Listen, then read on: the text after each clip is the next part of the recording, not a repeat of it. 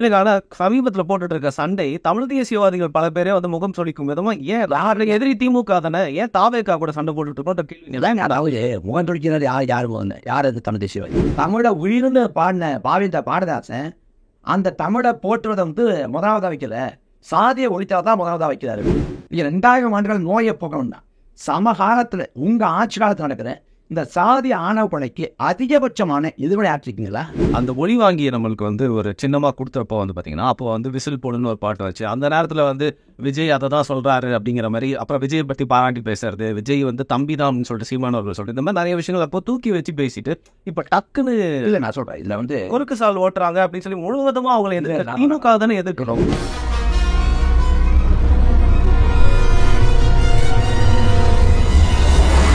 வணக்கம் வருண் டாக்ஸ் நேயர்களே. நம்மளுடைய ரெகுலர் கெஸ்ட்டாக வந்து பார்த்தீங்கன்னா ஒரு 2 மாதத்துக்கு அப்புறம் வந்து திருப்பி நம்ம கூட வந்து இணைந்திருக்கிறாரு. உங்களுடைய நேரத்துக்கு மிக்க நன்றி, வந்ததுக்கு மிக்க நன்றி. இருபாலம் கார்த்தி அவர்கள் ரொம்ப பிஸியாக நிறைய விஷயங்கள் வந்து பேசிகிட்டு இருக்க வேண்டியிருக்கு. நம்ம டிவியில் போயிட்டு ஒரு விவாதம் அப்படின்னா வந்து பார்த்தீங்கன்னா வழக்கமாக பேசுகிறவங்களை தாண்டி வந்து நம்ம பேசாத கருத்துக்களை வந்து பேசக்கூடிய ஒரு இடத்துல வந்து உங்களுக்கு ஒரு வாய்ப்பு தராங்க அப்படிங்கிறதே எனக்கு ரொம்ப சந்தோஷமாக இருக்குது. நம்ம தொலைக்காட்சி டிபேட்டில் போய் நிறைய விஷயங்கள் தமிழ் தேசிய கருத்துக்களை நீங்கள் பேசிகிட்டு இருக்கீங்க. ஆனால் அங்கே பேச முடியாத சில விஷயங்கள்லாம் வந்து உங்ககிட்ட கேட்கணும் அப்படின்னு தான் இருக்கேன். ஃபஸ்ட்டு ஒரு பர்சனல் கொஸ்டின்லேருந்தே ஆரம்பிச்சுக்கலாமா? சரிங்க. போன வாட்டி நான் பேசுகிறப்போ வந்து வேட்பாளராக வந்து அறிவிக்க போகிறாங்க சொன்னப்போ இல்லை கட்சியில் அறிவிக்கிட்டோம் அப்படின்னு சொல்லிட்டு அதை வந்து அப்படியே கடந்து போயிட்டீங்க. இந்த வாட்டி எல்லாருமே போஸ்ட்டு போட்டாங்க. என் சேனல்லையும் அதை பற்றி வந்து பேசலை அப்படின்னா இது என்னோட பர்சனலாக நான் இதை பற்றி பேசணும்னு சொல்லி ஆரம்பிக்கிறேன். அரசியலில் வந்து ஒரு ஃபார்மேட் இருக்குங்க. ஒரு ஏரியாவில் போயிட்டு அங்கே கட்ட பஞ்சாயத்து பண்ணி போலீஸ் ஸ்டேஷனில் இருக்க பிரச்சனையெல்லாம் தீர்த்து வச்சு அந்த ஏரியாவில் இருக்க லேண்டெல்லாம் முடிச்சு இது தமிழ்நாட்டில் இருக்கக்கூடிய சொல்கிற அந்த ஏரியாவில் வந்து ஒரு சின்ன ரவுடியாக மாதிரி அந்த கட்சிக்கு கான்ட்ரிபியூட் பண்ணி இளைஞர்கள்லாம் அப்படி தான் இப்போ வந்து அரசியலில் வந்து பார்க்குறாங்க. பட் அதை தாண்டி நம்மளோட வாழ்க்கையில் எல்லா விஷயத்தையும் வந்து முதன்மையாக தன்னோட அரசியல் மட்டுமே வச்சு சில இளைஞர்கள் வந்து நிறைய விஷயங்களை தியாகம் பண்ணி சிறைக்கு சென்று பல அவமானங்கள் அடிகள் அப்படிலாம் தாங்கி அந்த கொள்கைக்காக நின்று அரசியலில் கொஞ்சம் கொஞ்சமாக மேலே வர்றது அப்படிங்கிறது நிறைய இளைஞர்களுக்கு இந்த பாதை வந்து பிடிக்காது. அந்த 2வது பாதையாக நீங்கள் எடுத்ததான் நான் வந்து பார்க்குறேன். பல பேர் சொல்லி கேள்விப்பட்டவங்க என் கண்ணிலேயே நான் வந்து பார்த்தது. யூ டிசர்வ் இட் அப்படின்னு சொல்லிட்டு ஆங்கிலத்தில் சொல்லுவாங்க. கண்டிப்பாக வந்து நீங்கள் ஒரு வேட்பாளராக உங்களுக்கு கொடுக்கப்பட்ட வாய்ப்பு அப்படிங்கிறது யூ டிசர்வ் இட் அப்படின்னு சொல்லிட்டு என்னுடைய ஹம்பிள் பர்சனல் ஒப்பீனியன். ஸோ நீங்கள் ஜெயிக்கணும், அதற்காக முதல்ல அன்புக்கும் வாழ்த்துக்கள். சரி, எப்படி ஃபீல் பண்ணுறீங்க? நீங்கள் இப்போ கூடுதலான ஒரு பொறுப்புணர்ச்சியும் ஒரு பணிச்சுமையும் இருக்குது அப்படின்னு நினைக்கிறேன். பரப்புரைக்கிறப்ப நம்ம ஒவ்வொரு ஊர்லேயும் போய் பரப்புரை பண்ணிட்டு இன்னும் சொல்ல போனால் பரப்புரைங்கிறது ஒரு மகிழ்ச்சியாக இருக்கும். சரி, ரொம்ப மகிழ்ச்சியாக இருக்கும், இலகுவாகவும் இருக்கும். இப்போ நான் அண்மை காலத்தில் ரொம்ப மகிழ்ச்சியாக இருந்த காலகட்டம்னா 2024 பார்லிமெண்ட் தேர்தல் வரலாம். அதில் வந்து ஒரு 2 மாதம் ஆனால் தொடர்ச்சியாக பொதுக்கூட்டம் இருக்கும். ஒவ்வொரு நாளும் ஒவ்வொரு ஊரில் பொதுக்கூட்டம் இருக்கும். இன்னைக்கு பொதுக்கூட்டத்தில் பேசுவோம், முடிச்சுட்டு இரவே பயணம், திரும்ப அடுத்த நாள் ஊரில் போய் தங்கிட்டு மறுபடியும் பொதுக்கூட்டம் பயணம் அப்படிங்கிறப்ப ரொம்ப அந்த பரப்புரைங்கிறது ரொம்ப எளிமையானதும் கூட. எளிமையானது, ஒரு சுமை இல்லாது. நம்ம பேசினோம் முடிஞ்சு, அடுத்து போனோம் பேசினா முடிஞ்சு அப்படின்னு வருது. ஆனால் இங்கே வேட்பாடுங்கிறப்ப ஒரு தொகுதி முழுமைக்கும் மக்களை சந்திக்கிறோம். அங்கே பொதுக்கூட்டம்னா பொதுக்கூட்டத்தில் பேசலாம் போதுங்கிறது. ஆனால் இதில் வந்து வேட்பாளருங்கிறப்ப தனிப்பட்ட முறையில் எல்லாரையும் சந்திக்கணும். அது சந்தித்து அவங்களோட நன்மதிப்பு பாருணும். தொடர்ச்சியாக தொகுதிக்குள்ளே வேலை செய்யணும். நான் வந்து பரப்புரையாக இருந்திருக்கேன். நான் வந்து வேட்பாளர் போட்டி போட்டதில்லை. 16 அண்ணன் போட்டி போட சொன்னாங்க. இப்போ நான் வயசு இல்லைன்னு சொல்லி என்கிட்ட தப்பிச்சிட்டேன். சரி, ஆனால் நீங்களே தப்பிச்சிட்டிங்களா? ஆமாம் அண்ணன் சொன்னாங்க. இப்போ 2016 வந்து அப்போ கர்நாடகத்து நில்லு அப்படின்னா இல்லை இந்த கர்நாடக திருவாரூர் நில்லு இல்லை ஸ்டாலின் ஏற்று நின்னாரா. அப்போ வயசு வச்சுக்கலாம் இருந்துச்சு. நான் அண்ணன்ட்டு சொன்னேன், அதனால் விட்டுட்டார் அண்ணன். அதுக்கு பிறகு நான் போட்டி போடல. எனக்கு பரப்புரையாளர் போட தான் ரொம்ப விருப்பம். அண்ணன் அதை நிற்க சொன்னாங்க. அது அண்ணனோட உத்தரவு கட்டளை. நம்ம அண்ணன் கொடுத்துருக்க பணியை சாப்பாடு செய்ய முடியணுத்தாள். இதில் நம்ம கலங்காண்டோம், அவ்வளோதான். அதை தாண்டி கூடுதலான ஒரு பொறுப்புணர்ச்சியும் கடமை இருக்குது. இதில் வந்து ரொம்ப கவனமாக செய்யணுங்கிறது தான் இருக்குது. ஓகே, நீங்கள் வந்து எவ்வளோ வருஷம் ஆகுது? ஏன்னா நிறைய பேருக்கு வந்து வந்தோட உடனே அடுத்த படியில் ஏறிடணும்னு நினைக்கிறாங்க. பட் அந்த கடந்து அந்த பாதை நிறைய பேருக்கு எவ்வளோ தூரம் இருக்குன்னு நிறைய பேருக்கு தெரிய மாட்டேங்குது. எவ்வளோ நாளாக நீங்கள் வந்து இயக்கத்தில் இன்வால்வ் இருக்கீங்க? 2009 ஈழப்படுகொலை நடக்குது. ஈழப்படுகொலையும் போது எனக்கு வந்து தெரியாது. அப்போ வந்து நான் ஒரு கல்லூரியில் படிச்சுக்கிட்டு இருந்தேன். அந்த சமயத்தில் வந்து முத்துக்குமாரனை இறந்து போகிறாரு. முத்துக்குமாரனை இறந்து போகிறப்ப அந்த சமயத்தில் பள்ளி கல்லூரிக்கெல்லாம் விடுமுறை விடுறாரு ஐயா கருணாநிதி. அந்த சமயத்தில் பாலிடெக்னிக் கல்லூரியில் புதுக்கோட்டையில் ஒரு மகாத்மான்னு ஒரு பாலிடெக்னிக் கல்லூரியில் படிச்சுட்டு இருக்கேன். அப்போ விடுதலை வந்து இந்த ரெக்கார்ட் நோட்டு எழுதுவாங்கல்ல, அப்படி இருக்கேன். அங்கேருந்து ஒரு நண்பா ஒடியாந்து சொல்கிறான், யாரோ தீக்குச்சி வந்துட்டாங்களா, இலங்கை தமிழ் பிரச்சனையா, பள்ளி கல்லூரிக்கு விடுமுறையா நான் அப்படின்னு சொல்கிறான். சொன்ன மாத்திரத்தில் நமக்கு யார் செத்து போனால் எதுக்கு செத்து போனாங்க அப்படின்னு கேட்க அப்போ தோணுது. விடுமுறையினோட மகிழ்ச்சி ஆகி அந்த ரெக்கார்ட் நோட்டை அப்படியே மடித்து வச்சுட்டு மேலே கட்டிலேருந்து கீழே இறங்கி ஊருக்கு போகலாம், மகிழ்ச்சியாக இருக்கலாம் அப்படின்னு பேசிகிட்டு இருக்கோம். அப்புறம் அரை பீச்சில் கூப்பிட்டு ஊருக்கு நான் வர்ற கிரிக்கெட் விளையாடலாம் அப்படின்னு சொல்லிட்டு நான் அங்கேருந்து துணைமையை எடுத்துக்கிட்டு புதுக்கோட்டை பேருந்து நிலையம் போகிறோம். புதுக்கோட்டை பேருந்து நிலையம் போகிறப்ப ஒரு பதாக வச்சுருக்காங்க, இன உணர்வுகளுக்கு வந்து ஒரு பதாக வச்சுருக்காங்க. அதில் தமிழா ஒரு வரிப்படத்தில் ஒரு இனத்தை அழிக்க ஆயுதமாக இந்த புதுப்படம் இது ஒரு வாக்கியம் இருக்குது. அதை பார்த்த மாத்திரத்தில் ஒரு தாக்கம் ஏற்படுது. அந்த தாக்கம் வந்து என்னது அப்படின்றத தேடலை உருவாக்குது. நான் பக்கத்தில் உள்ளவங்கள்ட்ட கேட்குறேன், என் பக்கத்தில் உள்ளவங்கள்ட்ட மாணவர்கள்ட்ட கேட்குறேன். அவர் தெரிஞ்சவர்கிட்ட சொல்கிறாரு, இந்த மாதிரி அங்கே வந்து போராடுறாங்க, விடுதலை புலிகள் போராடுறாங்க, அங்கே தலைவர் பிரபாகர் இருக்காரு அப்படின்னோடனே. அப்போ அந்த சமயத்தில் வந்து இணையதள வசதிலாம் பெரிய அளவில் இல்லை. ஆனால் நக்கீரலில் வந்து மறக்க முடியுமா அப்படிங்கிற தொடர் வந்து ஜெகத் கஸ்பர் இருந்தார். சரி, அப்போ நமக்கு அவர் உணவாளி, அவர் வந்து ஒரு கண்காணி தெரியாது. அப்போ அந்த நக்கீரல் அவர் எழுந்த தொடரை படிப்பேன். அப்புறம் நக்கீரல் தொடர்ச்சியாக இது குறித்து வச்சு அதை படிச்சுக்கிட்டு இருந்தேன். ஒரு நாள் போக வந்து இயல்புனே வந்து நான் வந்து ரொம்ப இலகுவான மனசு கொண்டவன். இன்றைக்கி அப்படியான்னு தெரியல, அன்றைக்கி ரொம்ப இலகுவான மனசு கொண்டவன். அப்போ வந்து அதீதமான கடல் நம்பிக்கை உண்டு எனக்கு அந்த சமயத்தில். அப்போ அதில் வந்து கண்முன்னே 2 லட்சம் பேர் செத்து போயிட்டாங்க, அவ்வளோ ஒன்றும் செய்ய முடியலேங்கிற ஒரு குற்ற உணர்ச்சி வந்து என்ன பண்ண தெரியாமல் அதை பற்றி அன்றைக்கி குறுஞ்செய்தியாக அனுப்புவேன். அன்றைக்கி வந்து எல்லாத்தையும் பகிர்ந்துக்குவேன். அப்போ இருக்கிறப்ப அது அந்த அந்த தேடல் வந்து அண்ணன் பக்கத்தில் கொண்டாந்து எடுத்துச்சு. 2010 சேலத்தில் வந்து முத்துக்குமாரனோட வீரவணக்க பொதுக்கூட்டம் இருந்துச்சு சேலத்தில். முதலாம் ஆண்டு வீரவணக்க பொதுக்கூட்டம். அதுதான் அண்ணனை அன்றைக்கி அண்ணனை பார்க்குறேன், என்னோட பேச்சை கேட்குறேன். அன்றைக்கி நாம் தமிழர் இயக்கத்தில் இணைஞ்சு, அன்றைக்கி நாம் தமிழ் இயக்கமாக இருந்துச்சு, இயக்கத்தில் இணைஞ்சு அப்படியே பயணிக்கிறோம். அப்புறம் மே 18 மதுரை மாநாட்டில் கலந்துக்கிறேன். ஒரு உறுப்பினராக தான் இருந்தேன். நான் வந்து மேடை பேச்சாளரும் இல்லை வந்து இயல்பாக சொல்லப்போனால் எல்லாத்தையும் இலகுவாக பேச ஆளும் கிடையாது. நான் வந்து ரொம்ப கூச்சுவாகவும் எல்லாரையோட அதிகப்படியான இன்ட்ரோவர்ட்னு சொல்லுவாங்க. ஆமாம், இன்ட்ரோவர்ட்டுங்கிறத விட அதை விட தாண்டி சொல்லலாம். நான் இன்ட்ரோவர்ட்டு ஸ்கொயர்னு சொல்லணும், அந்த அளவுக்கு இருந்தேன். அண்ணனை பார்த்தா நம்ம பார்த்தோன்னே பேசணும், இது பேசணுங்கிற எண்ணம் வந்துச்சு. அப்படியே அண்ணனை பார்த்து முழுக்க இப்போ நாம் தமிழர் கட்சி மேடைகளில் பார்த்தா எல்லாருக்கிட்டையுமே வந்து அண்ணனோட தாக்கம் இருக்கும். அண்ணனை பார்த்தா எல்லாருமே பேச கற்றுட்டோம். எல்லாத்தையும் வந்து 50 விழுக்காடு 60 விழுக்காடு 20 விழுக்காடு தான் அண்ணனோட தாக்கம் இருக்கும். அப்படி நான் வந்து அண்ணனை பார்த்து அண்ணனை உருவாங்கி அப்படி தான் மேடை பேச கற்றுக்கிட்டேன். அண்ணன் வந்து இந்த பொறுப்பை வந்து முதல்ல மாணவர் பாசை பொறுப்பை வந்து 2012 போட்டாங்க. அப்போ போடுறப்ப நான் நல்லா எழுதுவேன், அப்படி தான் அண்ணன் பொறுப்பில் போட்டாங்க. நான் வந்து விபத்தாக பேச கற்றுட்டு அப்படியே வந்துட்டேன், அவ்வளோதான். அதை பரப்புரையால் தான் தொடர்ச்சியாக பணி செஞ்சேன். இப்போ அண்ணன் வந்து வேட்பாளர் நம்மளை பணி செய்ய நமக்கு உத்தரவு போட்டுருக்காரு. அதையும் சிறப்பாக செய்ய முடியுங்கிற எண்ணம். ஓகே, ஒருத்தருக்கு முதுகு பின்னாடி தப்பாக பேசக்கூடாது, மூஞ்சுக்கு முன்னாடி தான் நல்லா சொல்லுவேன்னு சொல்லுவாங்க. நான் ஒரு காணொலியில் ஒரு யூடியூபர் என்ன பண்ணார், இதுக்கு மேலே நாம் தமிழர் கட்சி அவ்வளோதான் அப்படிங்கிற மாதிரி ஒரு சொல்லியிருந்தப்போ, அப்போ நான் பேசியிருந்தப்போ சொன்ன நாம் தமிழர் கட்சியில் சில பேர் ஜெயிச்சு சட்டமன்றத்துக்குள்ளே போயிட்டு வாய்ஸாக இருக்கணும்னு உங்கள் பேரே சொல்லியிருந்தேன். ஸோ முதுகு பின்னாடி இல்லை மூஞ்சுக்கு முன்னாடியே சொல்லிடுறேன், நீங்கள் ஜெயிச்சு சட்டமன்றத்துக்குள்ளே போய் உங்களோட வாய்ஸ் அப்படிங்கிறது வந்து தொடர்ந்து நாங்கள் வந்து பார்க்கணும் அப்படிங்கிற ஒரு வாழ்த்துக்களை வந்து தெரிவித்தோம். வாழ்த்துக்கு நன்றி. நான் இல்லை, ஒட்டுமொத்தமாக நாம் தமிழர் கட்சி வென்று ஆச்சரியாரத்தை பிடிச்சி எல்லாரும் சட்டமன்றத்து போகணும், அதுதான் இப்போ விருப்பம். நீங்கள் வந்து பழக்க தோஷத்தில் வேற எங்கேயா பிரச்சாரத்துக்கு போயிருக்கீங்க, உங்கள் தொகுதி எல்லாரும் போகும், நமக்கு வாய்ப்பு கிடைக்கிறப்ப எல்லாரும் பரப்புரை நம்ம வேலை செய்யும். ரைட். இப்போது என்னென்னா பேட்ச் நாம் தமிழர் கட்சியை பொறுத்த வரைக்கும் புது பேட்ச் வருவாங்க, உணர்வுபூர்வமாக வருவாங்க. அது 20களில் கம்யூனிஸ்டாக இல்லாதவங்களும் இல்லை, 40களில் வந்து முதலாளித்துவத்தை வந்து புரிஞ்சுப்பான், கேபிட்டலிஸ்ட்டாக மாறிடுவான் அப்படின்னு சொல்லுவாங்க. அப்படிங்கிற மாதிரி நாம் தமிழர் கட்சியை கம்பேர் பண்ணி ஃபஸ்ட் இயர் பேட்ச்ப்பா, செகண்ட் இயர் பேட்ச், தேர்ட் இயரில் அவங்க வந்து உண்மையை புரிஞ்சுட்டு வெளில போயிடுவான். இது வந்து நிரசனமான அரசியல். நாம் தமிழர் கட்சி வந்து முயற்சி செஞ்சுட்டே இருக்கும், பயிற்சி எடுத்துகிட்டே இருக்கும், ஜெயிக்கிறதுக்கான வழியே இல்லை அப்படின்னு சொல்லிட்டு மக்கள்கிட்ட தினம் அரசியலை கொண்டு போய் சேர்க்கக்கூடிய சில யூடியூபர்கள்லாம் சொல்லிட்டு இருக்காங்க. அதை பற்றி என்ன? இல்லை, இது வந்து ஒரு கருத்து கூட இல்லை, கருத்து உருவாக்கம் தான். இது எப்படி மக்கள் மத்தியில் விதைக்கணும்னு நினைக்கிறாங்க. நாம் தமிழர் கட்சியை பொறுத்த வரைக்கும் இங்கே நாம் தமிழர் கட்சி கூட நம்ம பார்க்க வேண்டாம். ஒரு இயக்கம் வந்து எப்போது வந்து தடம் பெறணும், இயக்கம் வந்து எப்போது வளர்ச்சியை வந்து நிறுத்தி கொள்ளணும் அப்படின்னா அந்த இயக்கத்தோட இலக்கு நோக்கிய பயணம், அந்த பாதை, அதில் வந்து அவங்க தடம் மாறுறாங்க அப்படின்னா அந்த இயக்கம் வளர்ச்சி மட்டுப்பட்டுரும். இப்போ வந்து ஒரு இயக்கத்திலேருந்து 4 பேர் போகிறாங்க, ஒரு வலிமையான தளபதி போகிறாரு, ஒரு நல்ல பேச்சாளர் போகிறாரு, ஒரு ஆற்றல் மிகு கலை வீரர் போகிறாங்கிறதால அந்த இயக்கம் வந்து விழுந்தார். அப்படி வரலாறே கிடையாது. இன்னும் சொல்லப்போனால் திராவிட கழகத்திலேருந்து அண்ணா எவ்வளோ பெரிய ஒரு ஆற்றல் மிக்க ஒரு ஆளுமை. திராவிட கழகத்தில் அண்ணா வெளியேறாரு, அவர் தலைமையில் ஒரு படையே வெளியே போகுது. அப்படி அண்ணா வெளியேறின பிறகு திராவிட கழகத்தை போச்சான்னா கழகத்து போகல. அதே திராவிட இயக்கம் இன்னைக்கு வரைக்கும் இயங்கி கொண்டிருக்கு. அந்த அண்ணா வெளியேறி திராவிட முன்னேற்ற கழகம் தொடங்கின பிறகு கருணாநிதி காலத்தில் எம்ஜிஆர் வெளியேறு. எம்ஜிஆர் வெளியேறி அதிமுக கட்சி கட்டுறாரு. அப்போ திமுக ஒன்றுமே இல்லாமல் போச்சான்னா திமுக தேர்தலை தோல்வியடைஞ்சிருக்கலாம், ஆனால் இயக்கம் ஒன்றுமே இல்லாமல் மாறலை. இன்னும் சொல்ல போனால் எம்ஜிஆர் தலைவரான அதிமுகவை 1980 பாராளுமன்ற தேர்தலில் திமுக வீழ்த்துச்சு. இது வரலாறு. அதே போல் வந்து அதே திமுகவில் வந்து பிறகு ஐயா வைகோ வெளியேறினாங்க. வைகோ வெளியேற பிறகு திமுக படையினப்பட்டுச்சானே இல்லை. அப்போ ஒருத்தர் வந்து ஒரு நல்ல பேச்சாளர், கள வீரர், ஒரு செயல்பாட்டாளர் வெளியேறாருன்னா இன்னொருத்தர் வந்து அந்த இயக்கம் வந்து வளர்த்தெடுக்கும், நிரப்பெறும். அந்த இடத்த வந்து இன்னொருத்தர் நிரப்புவாங்க. ஒருத்தர் போனதாலே வந்து ஒட்டு மொத்தமாக இயக்கம் வீழ்ந்தோம்னா அப்படி ஒரு வரலாறே கிடையாது. அப்போ நாம் தமிழர் கட்சியை பொறுத்த வரைக்கும் இவர் வெளியே போகிறார், அவர் வெளியே போகிறாருன்னா 5 பேர் வெளில போகிறாங்கன்னா 50 பேர் உள்ள வருவாங்க.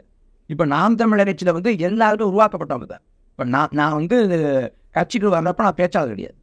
ஆனால் அண்ணன் சீமான் தான் என்னை பேச்சாளராக உருவாக்கினது.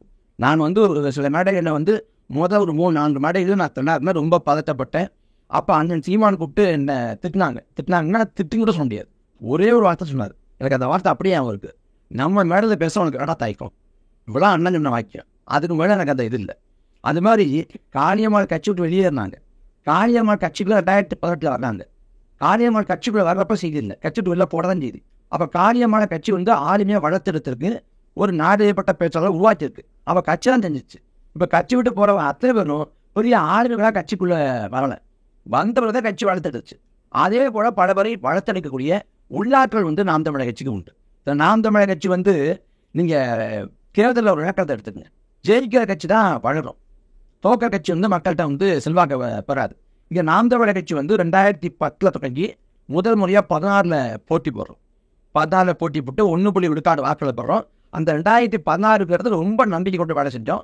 சொல்லப்போனால் 2015 ஓராண்டு காலம் வேலை செஞ்சோம். புலிப்பாய்ச்சல் திட்டத்தை வச்சு ஓராண்டு முழுக்க பொதுக்கூட்டம், தெருவணி கூட்டம், பரப்புரை, ஆர்ப்பாட்டம், போராட்டம், அப்புறம் சுவரட்டி விட்டுறது, மக்கள் சந்திக்கிறது, அப்படின்னா ஒரு ஆண்டு முழுமையாக ஏறணும். 2012 2016 வரைக்கும் வேட்பாளர்கள் வந்து 8 மாதம் 10 மாதம் கூட அறிவிச்சு தொடர்ச்சியாக கலப்பணி செஞ்சாங்க. அந்த தேர்தல் காலத்தில் நாம் தமிழர் கட்சியோட ஆட்சியின் செயல்பாட்டு வரி வைக்கப்பட்டப்ப அந்த ஆட்சியின் செயல்பாட்டு வரியை பார்த்துட்டு கட்சியை பிடிக்காதவங்க கூட வரவேற்றாங்க, பாராட்டினாங்க, நேர்முறையான கருத்துக்களை சொன்னாங்க. அதே போல் வந்து அந்த தேர்தலில் வந்து நாம் சமூக அடிப்படையில் வேட்பாளர்களை அமர்த்தணும்.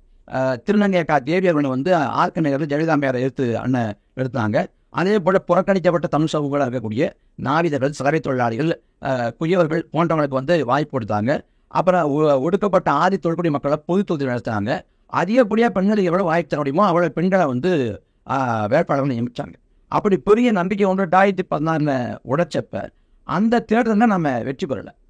அதே காலகட்டத்தில் நம்மை போலவே மாற்று உலகத்தமிழ் வச்சு விஜயகாந்த் தலைமையில் மக்கள் நல கூட்டணி கட்டமைக்கப்பட்டுச்சு.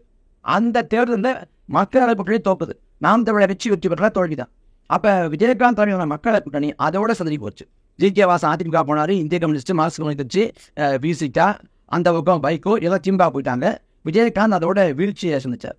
அப்போ நாம் தமிழர் கட்சியும் அதே போல வீழ்ச்சி அடைஞ்சிரும். 1.1 விழுக்காடு வாக்களை பெற்ற நாம் தமிழர் கட்சி சுழியத்துக்கு போயிடும் நினைச்சாங்க. ஆனால் 1 விழுக்காடு வாக்களை பெற்ற நாம் தமிழர் கட்சி அடுத்த பாராளுமன்ற தேர்தலில் 4 விழுக்காடு வளர்ச்சி பெற்றுச்சு. இப்போ என்ன கேட்டீங்கன்னா, பாராளுமன்ற தேர்தல் வந்து யார் பிரதமர் அதை தான் முதன்மையாக இப்போ மனசில் கொண்டு வாக்கு போடுவாங்க. ஆனால் அந்த தேர்தலில் நாம் தமிழர் கட்சி காங்கிரஸ் வேண்டாம், பாஜக வேண்டாங்குது. நாம் தமிழர் கட்சி ஓட்டு போட்டால் தேர்தலில் அந்த தேசிய அளவில் பெரிய தாக்கத்தை ஏற்படுத்தப்படுவதில்லை, தேசிய அளவில் மாற்றத்தை ஏற்படுத்தப்படுவதில்லை, யார் பிரதமர்னு சொல்லப்படுவதில்லை. இந்த பணம் சட்டமன்ற தேர்தலே வெள்ளாத ஒரு கட்சி பாராளுமன்ற தேர்தல் இப்போ வாக்குகளை பெற்று என்ன பண்ண போகுது கூட எல்லாம். ஆனால் இவ்வளவு எதிர்மறையான பாதகமான அம்சங்கள் இருந்தபோதும் கூட 1.1 ஏறக்கூடிய 4 விழுக்காடு வாக்களை 2019 பெற்றோம். அதுக்கு ஒரு 2021 சட்டமன்ற தேர்தல் ஏறக்கூடிய 7 விழுக்காடு வாக்களை பெற்றோம். இப்போ கடைசியில் 8.2 விழுக்காடு வாக்களை பெற்றோம். ஆளுநர் கட்சி அங்கீகரிக்கப்பட்டிருக்கோம். இப்போ 4 பொது தேர்தல் நடந்தது. இது தமிழ்நாட்டில் மாற்றுகிற முழக்கத்தை வச்சு யாரும் இவ்வளவு வாரம் தாக்கு பிடிச்சதில்லை. வைகோ வந்து 94 கட்சி தொடங்கி 96 முதலமைச்சர் வேட்பாளர், 96 சட்டமன்ற பொதுத்தேர்தலின் போது வைகோ முதலமைச்சர் வேட்பாளர். ஆனால் 98 அதிமுக போறாரு, 99 திமுக போறாரு, கதை முடிஞ்சிச்சு. அதே போல் 2004 2005 காலகட்டத்தில் விஜயகாந்த் வர்றாரு, 2006 தனிச்சு போட்டி போறாரு, 2009 தனிச்சு போட்டி போறாரு, 2011 அவர் அதிமுக போயிருக்காரு. அதே போல் மாற்றம், முன்னேற்றம், அன்புமணி அப்படின்னு 10 ஆண்டுகள் திமுகவோடும் அதிமுக கூட்டணி வச்ச பாமக திரும்ப நிலைப்பாட்டை மாற்றிக்கிட்டு புதிய மாற்றம், புதிய நம்பிக்கை, புதிய எழுச்சி, நாங்கள் தவறு பண்ணிட்டோம், இனிமேல் திராவிட கட்சியோட கூட்டணி இல்லை அப்படின்னு விட்டு அவங்க வர்றாங்க. 2016 தனிச்சு போட்டி போடுறாங்க. அதோட 19 மறுபடியும் அதிமுக போடுறாங்க. கமலஹாசன் 2018 வந்தார், 19 தனிச்சு போட்டி போட்டார், 21 ஒரு அணி அமைச்சார், 24 அவரும் போயிட்டார், திமுக போயிட்டார். இப்படி எல்லாருமே ஒரு 2 தேர்தல் 3 தேர்தலை தாண்டி அவங்க தாக்கு பிடிச்சது இல்லை. ஆனால் நாம் தமிழர் கட்சி 4 பொது தேர்தலை கடந்தும் களத்தில் நிற்குது, செல்வாக்கப்படுது, வளர்ந்து கொண்டிருக்கு. அதே போல நாம் தமிழர் கட்சியோட வாக்கு விட்டார் உயர்ந்து கொண்டது, கீழே போகல. அப்போ நாம் தமிழர் கட்சி ஏற்றத்தான் அடையுது. அதனால இதை வந்து அவர் போயிட்டார் இவர் போயிட்டார்னா இதெல்லாம் கருத்து வாக்கம். நாம் தமிழர் கட்சி வந்து ஒன்றுமே இல்லை நினைச்சாங்க. 2010 காலகட்டத்தில் இயக்கமாக இருந்தப்ப நாம் தமிழர் கட்சி என்ன பண்ண போகுது அப்படின்னு நினைச்சாங்க. இயக்கத்திலேருந்து கட்சியாக மாறுறப்ப தேர்தலில் போட்டி போட முடியுமா, திமுகவோட அதிமுகவோடன்னு இவங்க பகுதி கட்சி ஆடுவாங்க, போய் பகுதி கட்சி ஆடுவாங்கன்னு நினைச்சாங்க. நாம் வந்து 210 போட்டிடணும், போட்டிங்கிறப்ப போட்டி போட ஆட்டுக்கான்னு கேட்டாங்க. இந்த தேர்தல் நேரத்தை நீ லேபாட்டை மாற்றிக்கிட்டீங்க, கூட்டணி பிரிவினாங்க. ஆனால் தனிச்சு போட்டிட்டோம். அப்போ இந்த தேர்தல் தான் தாக்குப்பிடிப்பீங்க, அடுத்த தேர்தலை கூட்டணி போயிருவீங்க அப்படின்னாங்க. இப்போ தொடர்ச்சியாக நம்ம நிரூபிச்சுட்டே வர்றோம். அப்போ இதில் வந்து ஒரு கட்சியிலேருந்து இவங்க போகிறாங்க அவங்க போகிறாங்கிறது கட்சியோட வளர்ச்சியை ஒருபோதும் மட்டுப்படுத்தாது. இங்கே ஜெர்மனி போன்ற நாடுகள் இருப்பது போல விகிதாச்சார பிரதித்துவம் இல்லை. இருந்திருந்தால் நாம் தமிழர் கட்சிக்கு குறைஞ்சபட்சம் 20 பேராவது சட்டமன்ற பிரச்சிருப்பாங்க. அப்போ நாம் வந்து 8 விழுக்காடு வாக்கு வரைக்கும் வந்துட்டோம்.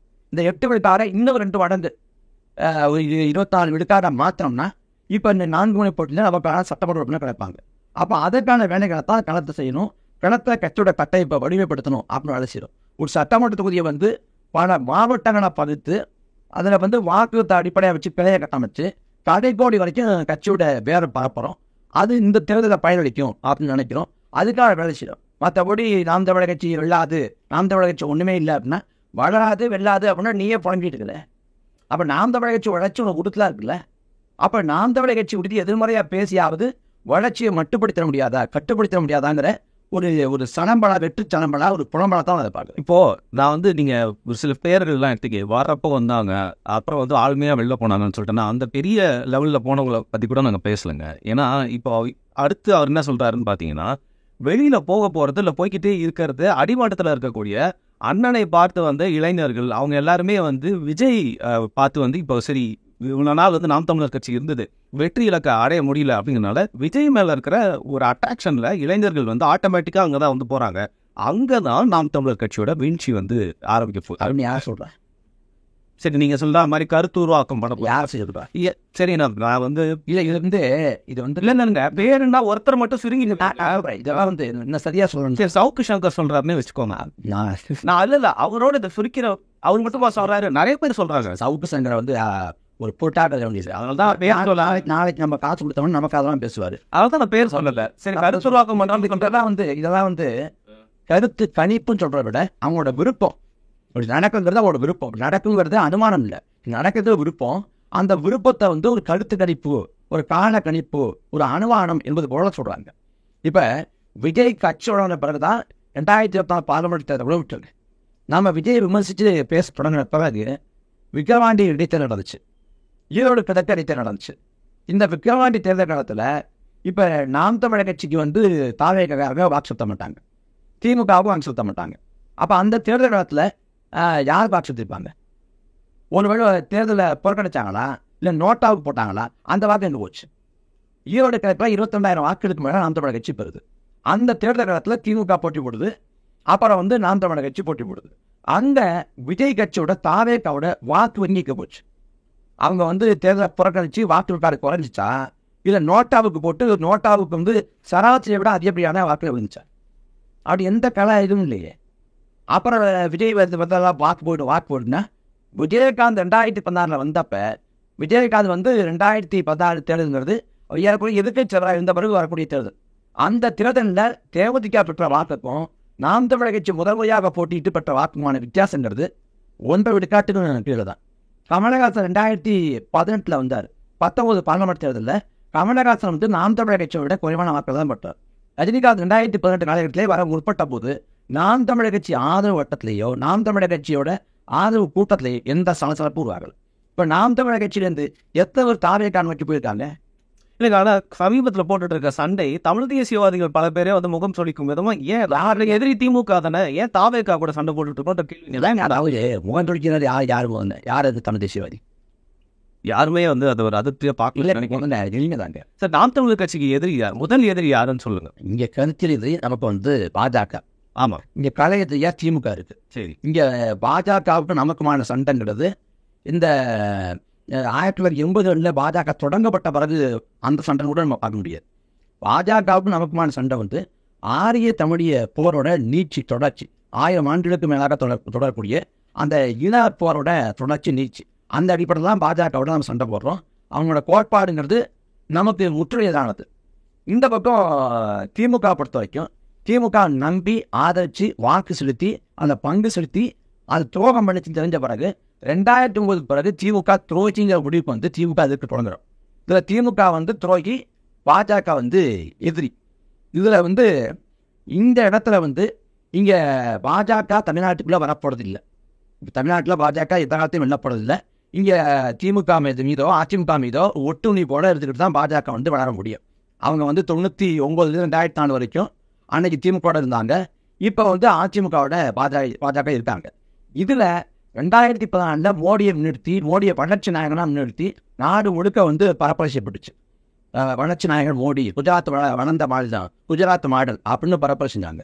அதே காலகட்டத்தில் தமிழ்நாட்டில் வந்து இங்கே வைகோ, கொங்கு ஈஸ்வரன் போன்றவங்க மோடிக்கு ஆதரவாக பரப்பரி செஞ்சாங்க. இங்கே 2013 காலகட்டத்தில் காங்கிரஸை வந்து திமுக கழட்டி விட்டுது. ஏன் கழட்டி விட்டாங்க அப்படின்னா, ஈழப்படுகொலையில் வந்து அவங்க துரோகம் பண்ணிட்டாங்க, அந்த காங்கிரஸோட கையை வந்து நாங்கள் கையில் வரும் அப்படின்னு திமுக காங்கிரஸை உதறது. ஏன்னா அந்த சமயத்தில் வந்து அந்த படுகொலைக்கு பண்ண துரோகத்தால மக்கள் மனதில் வந்து கொந்தளிப்படுச்சு. அப்போ காங்கிரஸ் மேலே தமிழ்நாட்டில் ஈடுபடியே வந்து கோபம். அந்த கோபம் பாஜக வர்றப்ப பாஜகவும் சாதகமாக மாறலை. அப்போ 2014 பாஜக தான் வந்து தோற்று போகுது. 2019 தோற்று போகுது, 21 தோற்று போகுது, 24 தோற்று போகுது. 2021 சட்டமன்ற தேர்தல் பாஜக அதிமுக கூட்டணி அங்கு வச்சப்ப பாஜகவை சேர்ந்த சட்டமன்ற வேட்பாளர்கள் மோடி படத்தை, அமித்ஷா படத்தை போட்டு வாக்கு பயந்துக்கிட்டு எம்ஜிஆர் படத்தை, ஜெயலலிதா படத்தை போட்டு வாக்கு கேட்டாங்க. இதான் தமிழ்நாட்டோட கல நிலவரம். அப்போ இன்னைக்கு வந்து அண்ணாமலை கடந்த காலத்தில் வந்து பாஜக வளர்த்துட்டாரு, கோடிக்கணக்கான பேர் செஞ்சுட்டாங்க, தாமரை மலரும் அப்படிலாம் பேசினவங்க அண்ணாமலையை கழித்து விட்டுட்டு நயனா நகத்தை தலைவராக போட்டுட்டு அதிமுக போனாங்கன்னா இங்கே வந்து சார்ந்தா பாஜக ஏற்க வேண்டிய நிலைமை இருக்குது. அவள் தமிழ்நாட்டில் பாஜக அவ்வளோ ஒரு பெரிய அவளோட புதாகரமான சக்தி இல்லை. அப்போ இது ஒன்று. இன்னொன்று, திமுக வந்து துரோகி, எதிரி, திமுக வீழ்த்தணும், திமுக மீது இருப்பது வந்து காழ்ப்புணர்ச்சி இல்லை, வன்மம், அது தீராத பொது வன்மம், அந்த மாற்று கருத்து இல்லை. இதில் இன்னைக்கு வந்து நாம் தமிழர் கட்சி வந்து மக்கள் மத்தியில் வந்து தமிழ் தேசியம் குறித்தான புரிதலை உருவாக்கி தமிழர்கள் இந்த கருத்தாத்மனுக்கான தேவையை வலியுறுத்தி எழுச்சி பெற்று வர்ற வேலையில் 2026 நாம் தமிழர் கட்சிக்கான அறுவடை காலம் அப்படின்னு நம்ம முன்னோக்கி போய்கொண்டிருக்கிற வேலையில் குறிப்பு ஸ்டார் ஓட்டக்கூடிய வேலையை வந்து தாவேகா செய்யுது. ஆனால் நீங்கள் தான் அவ்வளோ பெருசாக அஃபெக்ட் ஆகலை. எங்கள் கட்சியிலேருந்து அதை ஓட இப்பயுமே தாவேகா எதிரியாக பார்க்கல, தாவேகா உதிரி, அவ்வளோதான். குறுக்கு ஸ்டார் ஓட்டுறாங்க, குறுக்கு எடுக்க ஓடுறாங்க. அப்போ இந்த ரசிகர் கூட்டத்தை வச்சுக்கிட்டு இங்கே பணத்தை கொடுத்துட்டு தமிழ்நாட்டில் தாவேகாவுக்கு 30 விழுக்காடு வாக்கு இருக்குது, 150 விழுக்காடு வாக்கு இருக்குது, 1000 விழுக்காடு வாக்கு இருக்குது அப்படின்னு போலியாக ஒரு கட்டுக்கதையில் கட்டணம். நீங்கள் சொல்லுங்கள், எத்தனை இப்போ ரசிகர்கள் அப்படின்னு சொல்கிறீங்களா, ரசிகர்கள் எத்தனை விழுக்காடு இருப்பாங்க, அவங்களோட ஓட்டு எத்தனை விழுக்காடு? தமிழ்நாட்டில் அஜித் ரசிகர்கள் எவ்வளோ இருப்பாங்க? இப்படி டக்குன்னு கேட்டால் ஒரு ரசிகர்கள் எவ்வளோ? அதெல்லாம் வாக்கும் ஞாபகமா கண்டிப்பாக ஆகும். அப்போ அது யார் போடுவா? அது போடுவான் விஜய்க்கு எதிராக போடுவாங்க. இது வந்து தேர்தல் களம் பேருங்க. முதல்ல விஜய்க்கு வர கூட்டமெல்லாம் வாக்கா மாறும், தேட்டரில் கூடுற கூட்டமெல்லாம் ஓட்டா மாறும் நினச்சாருன்னா அவர் அரசியலில் அரிச்சோடைய கூட புரிஞ்சுக்கலாம். கமலுக்கே ஒரு 3% போட்டாங்க, விழுக்காடு போட்டாங்க அப்படின்னா விஜய்க்கு கொஞ்சமாவது அதிகமாக இருக்கும்ல. நீங்கள் எத்தனை விழுக்காடு நீங்கள் ஏதாவது ஒரு நான் இந்த அனுமானத்துக்கு போகல. சுருக்கமாக உடனே சொல்ல முறை தாவேகாவோட யாருக்கு சேதாரம் அப்படின்னு இங்கே விவாதம் நடத்துறாங்க. தாவேகாவோட சேதாரம் வந்து விஜய்க்கு தான். அது 2026 பிறகு அவரே உணர்வார். எப்படி இப்போ கமலஹாசன் வந்து வாக்காளர் வேற, ரசிகர் வேற புரிஞ்சுக்கிட்டேங்கிற அதை சொல்றாருல, அதை விஜய் சொல்லுவார், இல்லைன்னா புரிஞ்சு போடுவார். அந்த மாதிரி தேர்தல் முடிவுகள் வரும். ஏன்னா 2026 அவர் வந்து கற்பனை உலகத்தை விட்டு நிஜத்தை வந்து உணர தொடங்குவார். இங்கே எம்ஜிஆர் போல வருவார், எம்ஜிஆர் போல வருவார் அப்படிங்கிறாங்க. எம்ஜிஆர் வந்து ஒரு விதி விளக்குங்க. எம்ஜிஆர் ஒரு ஆளாக பேசுறீங்க. சிவாஜி கணேசன் ஆனார், நாடறியப்பட்ட நடிகர். அவரை போல வந்து ஒரு நடிகரே இல்லை அப்படின்னு இந்த நூற்றாண்டில் கொண்டாடக்கூடிய ஒரு மாபெரும் கலைஞர் சிவாஜி கணேசன். அவர் இது தனிக்கை தொடங்கி திருவையார் சொந்த தொகுதியில் தோற்று போய் கட்சிக்கே முழுக்கு போட்டு போயிட்டார். அதே போல் எம்ஜிஆரோட கலை உலக வாரிசுன்னு அறிஞப்பட்ட பாக்யராஜ் ஒரு கட்சி வச்சிருந்தாலும் தெரியுமா? சரத்குமார் அவர் என்ன ஆனார், கார்த்தி என்ன ஆனார், டி ராஜேந்திரோட கட்சி பேர் தெரியுமா நமக்கு? இந்த பல நடிகர்கள் வந்து கட்சி தொடங்கி சோபிக்க முடியாமல் அவங்க ஒதுக்கிட்டாங்க. இதில் எம்ஜிஆர் போல வருவார் விஜய். எம்ஜிஆர் போலன்னா விஜயகாந்த் திணறினார்ல. 2011 வரைக்கும் விஜயகாந்த் வந்து ஒரு ஏற்றம், ஒரு ஆளுமையாக இருக்கார். 2016 மக்கள் கூட்டணி தோற்று போச்சு. 19 என்ன ஆனாது? விஜயகாந்த் வந்து உயிரோட்டு கிடப்ப 19 தேர்தல் என்ன ஆனாது? அப்போ குறுக்கால ஓட்டுறவங்களை கண்டுக்காம தானே போகணும். அடிக்கணும். நீ ஏன் குறுக்கு சாண் ஓட்டுற? எதிர்க்கிற நடுவே சண்டை போடுறப்ப ஊடாக உதிரியா வர்ற. அப்போ இந்த இடத்துல எல்லாருக்கும் உரிமை இருக்குல்ல. அவருக்கு போட்டி கூட உரிமை இருக்குன்னா நமக்கு அடிக்கையும் விமர்சிக்கையும் உரிமை இருக்கு. சார் நீங்க சொல்றதை பார்த்தா அப்போ ஒரு திமுக ஜெயிக்க வைக்கிறதுக்காக வேலை பார்க்கறாரு அப்படிங்கிற மாதிரி ஏதோ உள்ள இருக்காரு. எந்தவித கோட்பாடும் இல்லை, கொள்கையும் இல்லை, லட்சியமும் இல்லை, ஒரு தெளிவும் இல்லை, அரசியல் புரிதலும் இல்லை, எதுவுமே இல்லைங்க. அவங்க அரசியல் பத்திராம ஒழிய அரசியல் அவங்களுக்கு வரல. இதான் எதார்த்தம். ஆரம்பிச்சு வர இங்கே இப்போ கமலஹாசன் மெச்சோடையும் 2010 வர்றாரு. கமலஹாசன் வர்றப்போ ஒரு 6 விதமாக ஒரு 5-6 முகங்களை பார்க்க முடிஞ்சிச்சு. அதாவது பணக்கரைப்பையா இருந்தார், பொன்ராஜ் இருந்தார், மகேந்திரா இருந்தார், அவர் எழுத்தாளர் பாரதி கிருஷ்ணகுமார் இருந்தார், பட்டிமன்ற பேச்சாளர் ஞானசம்பந்தம் இருந்தார். ஒரு 6 விதமாக 5-6 முகம் இருந்துச்சு. ஆனால் இங்கே யார் இருக்கா சொல்லுங்க? ஒரு வரலாற்று பின்புலம் தெரிஞ்ச ஒரு அரசியல் புரிதல் கொண்ட கருத்தியல் சார்ந்த பார்வை கொண்ட யார் இருக்கா? இந்த பக்கம் புஷியானது ஐயோ அம்மான் இருக்கும், அந்த பக்கம் பார்த்தா ஆதரஜனா தலை சுற்றிடும். ஆளே கிடையாது. எம்ஜிஆர் போல கதை சொல்லிட்டு எம்ஜிஆர் வந்து எடுத்த உடனே ஆற்றில் குதிச்சிட்டார. படத்தில் அடிச்சுட்டு நாடோடி மண்ணை 1001 அவர் தொடர்ச்சியாக படங்கள் அடிச்சுட்டு திருட்டு ஆசிலாசை வந்து குதிச்சார. ஒரு பக்கம் அரசியலில் பயணிச்சார், இன்னொரு பக்கம் தலைத்துறையிலே நடிச்சுட்டு இருந்தார். அவரோட பேஷன் ஒன்று ப்ரொஃபஷனல் ஒன்றா இருந்துச்சு. அவர் வந்து அரசியலை வந்து அவர் ஒரு பக்கம் செயல்படுத்தி கொண்டு வேலையிலேயே திரைத்துறை அடிச்சுக்கிட்டே இருந்தார். அவர் முதலமைச்சர் பிறகு கூட நடித்தார். இன்னும் போனால் தொடக்கத்தில் காங்கிரஸ் இருக்கார். அண்ணாவின் கோட்பாடுகள் இருக்கப்பட்டு திமுக வர்றாரு. திமுகவில் பரப்புராகிறாரு. சட்டமன்ற மேலை உறுப்பினர், சட்டமன்ற உறுப்பினர், அவர் மறுபடியும் சட்டமன்ற உறுப்பினர், சிறு சேமிப்பு துணைத் தலைவர். அப்புறம் 1965 வந்து மொழிப்போரில் பங்கு கொண்டு சிறைக்கு மொழிப்போரில் பங்கு கொள்றார். 1956 அன்னைக்கு திராவிட இயக்கம் வந்து திராவிட நாடுன்னு கேட்டதுக்காக அன்னைக்கு நான்சென்ஸ் அப்படின்னு நேரு வர்ணிச்சிடுறாரு. நான்சென்ஸ் சொல்றதுக்காக வந்து கருப்பொடி காட்ட போகிறேன் அப்படின்னு எம்ஜிஆர் முயற்சி பண்ணிட்டார். கருப்பொடி காட்ட முயற்சி பண்ணதுக்காக எம்ஜிஆரை SSRஐ சிறைப்படுத்துறாங்க. சிறையில் சாதாரண இருந்தார் எம்ஜிஆர், நாடகப்பட்ட நடிகர். இப்படி எல்லாம் பண்ணிட்டு பொருளாதாரம் ஆகிறார். அந்த சமயத்தில் வெளியேற்ற விடுறார். இதுக்குள்ளேயே 20 ஆண்டு காலம் அரசியல் அனுபவம். 1972 கட்சியோடைக்கு 1977 5 ஆண்டு வச்சு ஆட்சி பிடிக்கிறார். அவ்வளோ பெரிய நடிகர் வந்து ஆட்சி பிடிக்கிறப்ப பெரிய எண்ணிக்கையில் பிடிச்சிட்டோம்ல, 146 இடங்கள் தான் வெற்றி பெற்றார். கூட்டணி வச்சு கூட 146 இடங்கள். திரும்ப 1977 ஆட்சி பிடிச்ச பிறகு 1980 3 ஆண்டு காலத்தில் அந்த ஆட்சி கவிழ்க்கப்படுது, கலைக்கப்படுது. ஆனால் மத்திய அரசு கலைச்சி விட்டது. கலைச்சி விட்ட பிறகு மக்கள் தாண்டுதான் இருக்கும்ல. அப்பையும் என்றது 162 தான். எம்ஜிஆர் 1980 பாராளுமன்ற பொதுத் தேர்தலில் இடஒதுக்கீட்டுக்கு வந்து பொருளாதாரத்தை அலுவலகம் வச்சிருக்காங்க. அந்த தேர்தலில் தோற்று போகிறார் 80. எப்போது வந்து 40 இடங்களில், தமிழ்நாடு புதுச்சேரி உள்ளிட்ட 40 இடங்களில் 30 இடங்களில் வந்து எம்ஜிஆர் தோற்று போகிறார். இங்கே கோபிச்செட்டிப்பாளையும் சிவகாசியை மட்டும்தான் அதிமுக வெள்ளது. அதுக்கு பிறகு இடஒதுக்கீட்டை வந்து பொருளாதாரமாக அலுவலகம் வைக்கிறத வந்து மாற்றிக்கிட்டு அவருடைய இடஒதுக்கீட்டு அளவை வந்து 50 விழுக்காடு அளவுக்கு உயர்த்து. இது ஒரு பக்கம். 1986 உள்ளாட்சி தேர்தலில் எம்ஜிஆர் தலைமையிலான அதிமுக தோற்று போய் நகராட்சிகளில் வந்து அதிமுக தோற்று போய் திமுக அதிகப்படியாக வென்று நான் தோல்வி காரணம் வந்து அமைச்சர் பெருமக்கள் தான். அதனால் நான் வந்து முதலமைச்சர் பதவி ராஜா பட்டம் அறிவித்து பத்திரிகைகளை செய்தியாக வந்து அப்புறம் மூத்த தலைவர்கள்லாம் போய் சமாளப்படுத்தி அப்புறம் தான் இருக்க வச்சாங்க. முதலமைச்சர் இருந்தப்போ உள்ளாட்சி தேர்தல் தோற்று முதலமைச்சர் பதவி ராஜா பட்டம். அதே போல அதே எம்ஜிஆர் தலைமையிலான அதிமுக புதுச்சேரி சட்டமன்ற பொதுத் தேர்தலில் போட்டி போடுது 80. அதில் ஒரு பக்கம் இந்திரா காங்கிரஸ் கருணாநிதி, இன்னொரு பக்கம் ஜனதா கட்சி, இந்த பக்கம் எம்ஜிஆர். இந்த பக்கம் திமுக இந்திரா காங்கிரஸ் வெற்றி பெற்று இந்த பக்கம் ஜனதா கட்சி அதிமுக தோல்வடையுது. ஜனதா கட்சியாவது 3 இடங்கள் வெற்றி பெறுது. ஒரு இடத்துல கூட வெற்றி பெறாமல் சுழியமாகி போடுது அதிமுகவோட அந்த இடத்துல எண்ணிக்கைகிறது. அப்படி படுதோல்வியை எம்ஜிஆரும் செஞ்சிருக்காரு. இந்த யதார்த்தமே புரியாமல் எம்ஜிஆர் போல வருவார்னா ஒருபோதும் வர வாய்ப்பு இல்லை. 8 மாதத்தில் 10 மாதத்தில் ஆட்சி பிடித்ததா, கட்சி உடஞ்சி ஆட்சி பிடித்ததா ஒரே ஒரு வரலாற்று செய்தி மட்டும் தான் இருக்குது. MT ராமராவ் ஆந்திராவில் கட்சி உடஞ்சி 8 மாதத்தில் ஆட்சி பிடிச்சார். அவரும் எடுத்த உடனே சினிமாக்காரங்கிறத முன்னிறுத்தி வரல. மாறா வந்து அங்கே வந்து தொடர்ச்சியாக காங்கிரஸ் கட்சி வந்து முதலமைச்சரை மாற்றுது. அவர் முதலமைச்சரை வந்து விமான நிலையத்தில் வச்சு ராஜீவ்காந்தி அரைஞ்சார்.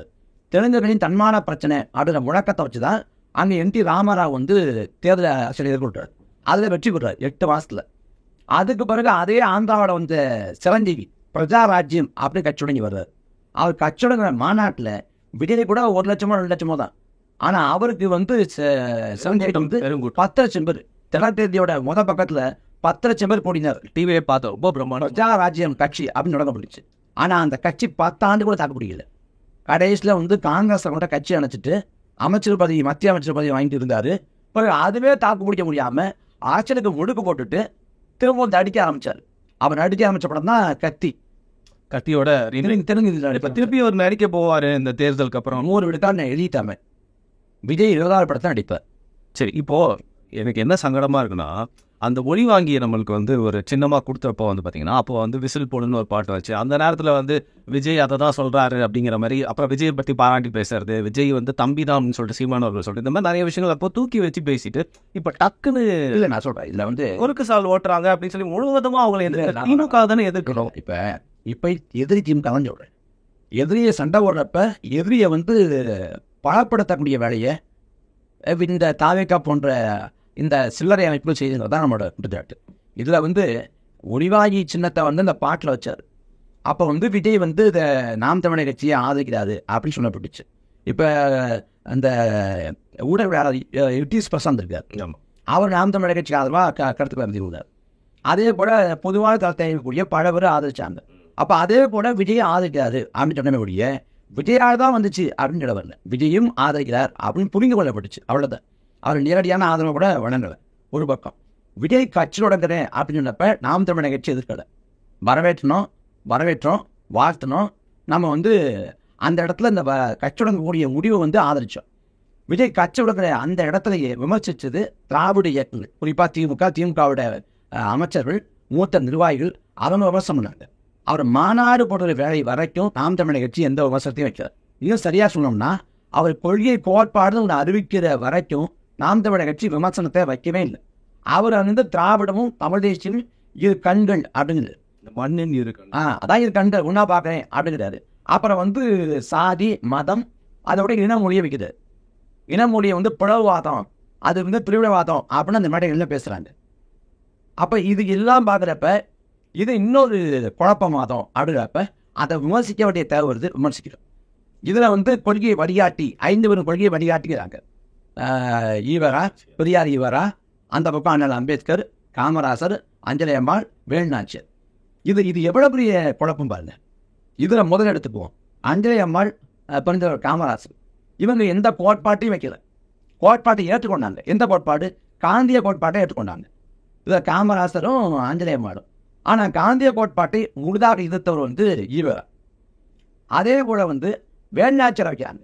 வேலுநாச்சியார் எந்த கோட்பாட்டையும் வைக்கவும் இல்லை, எந்த கோட்பாட்டை ஏற்கவும் இல்லை. ஏன்னா வந்து அவங்க அடிமை மண்ணின் விடுதலைக்காக பாடுபட்ட ஒரு வீர பேரரசு. அப்போ அங்கேருந்து என்ன கோட்பாடு எடுப்பீங்க? ஒருவேளை மண்ணின் விடுதலைக்கு பாடுபடுவதே ஒரு கோட்பாடு அப்படின்னு எடுத்துப்போம் அப்படின்னா, இந்த பக்கம் நாடு விடுதலை பெற்றனால கருப்பு நாள் என்று வர்ணித்த ஈவரா வச்சிருக்கீங்களே. சரி, ஈவரா வச்சிருக்கீங்களே, ஈவராகிட்ட என்ன எடுத்துக்கிறீங்க? நான் கடவுள் மறுப்பை விட்டுட்டு மற்ற எல்லாத்தையும் எடுத்துக்கிறேன் அப்படிங்கிறீங்க. ஈவராவோட முதல் கோட்பாடே கடவுள் மறுப்பு தான். ஏன் கடவுள் மறுப்பை வச்சாருன்னா, அது வந்து மூட நம்பிக்கை ஒழிப்புங்கிற அப்படி வைக்கல. அவர் நம்மளது என்னன்னா, இந்த சாதியை வந்து சாஸ்திரங்கள் சொல்லுது, அந்த சாஸ்திரங்கள் வந்து கடவுள் சொன்னது அப்படின்னு நம்பப்படுது. அப்போ கடவுள் இல்லைன்னு கடவுளை ஒழிச்சிட்டோம்னா, கடவுள் மறுப்பை பரப்புரை செஞ்சிட்டோம்னா சாதி ஒழிஞ்சிடும் அப்படின்னு அவர் நம்புறாரு. அப்போ சாதி ஒழிப்புக்கான ஒரு வாய்ப்பாக தான் ஈவரா வந்து கடவுள் மறுப்பை வச்சார். அப்போ அந்த இடத்துல அண்ணன் அம்பேத்கர் வந்து அந்த கோட்பாடு வைக்கல.